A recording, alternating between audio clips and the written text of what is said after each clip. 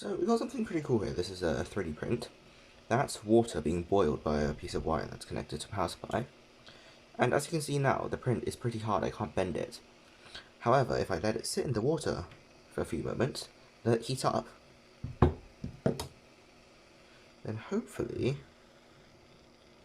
I should just be able to bend it. Cool, right? Once it's in that position and it's cooled down, it's essentially now just a piece of hard 3D print again. However, if I put it back in the water, you can slowly observe it changing back to more or less its original shape. It doesn't stay that way. If I bend it again, wait for it to cool,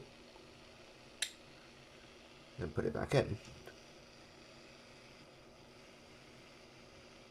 it'll become mostly fat once again.